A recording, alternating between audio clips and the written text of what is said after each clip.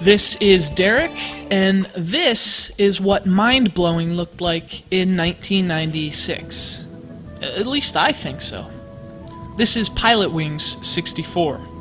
Playing this game today is very interesting, and to really appreciate what the game does, it's important to consider the era in which it released. PILOTWINGS 64 launched alongside the similarly suffixed Nintendo 64, a system that was hailed for simulating reality as much as playing video games. Now, to show off the technical advancements of its new hardware, Nintendo launched the system with two games designed to really demonstrate its fancy schmancy three-dimensional capabilities. The name of the more popular of those two games escapes me, but it featured some red-capped plumber who was apparently quite beloved, and the other was PILOTWINGS 64. Now, the point is, this game was meant to be a technical showpiece, and in 1996, it accomplished that mission with literally flying colors. But in 2010, not so much. Thankfully, the game still delivers good fun, blending lifelike flight simulation with a slightly more exaggerated, arcade-like feel.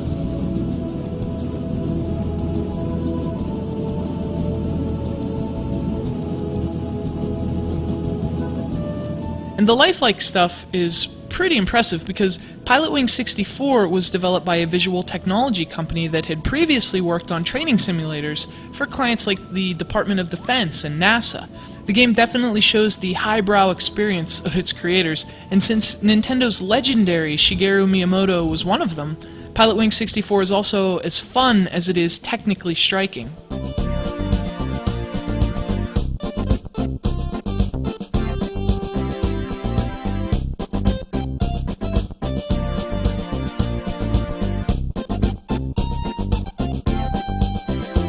Another reason it's interesting to play this game today is that whether it was meant to be or not, PILOTWINGS 64 was really the first step toward what Nintendo has since become.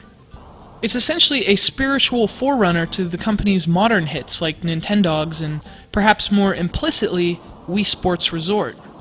This was a casual game long before the term was popularized, and in hindsight, it was the perfect night and day, light and shade complement to its fellow launch title. That game with the fat little plumber. Basically, PILOTWINGS 64 is comprised of several individual flight missions and objectives, and few of them involve much more than flying through rings, popping balloons, and snapping pictures of scenery. There aren't any enemies, or bosses, or bogeys, or smart bombs, and there are very few restrictions. PILOTWINGS 64 was more about freedom and breaking free of restrictions than enforcing them. And in that regard, it was a truly pioneering effort. One could argue came well before its time.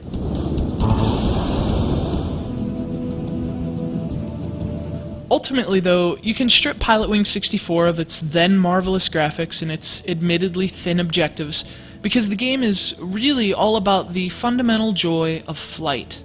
Until PILOTWINGS 64, few console games had done such a fantastic job of recreating the feeling of flying in three-dimensional space.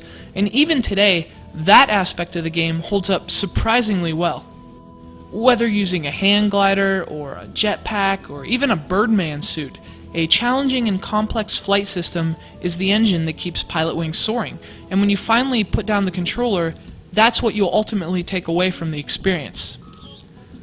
That and how awful I am at PILOTWINGS 64.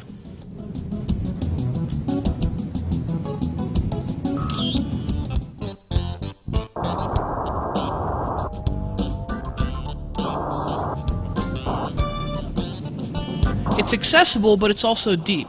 It's easy to grasp, but it also offers a very, very steep challenge for those who seek one.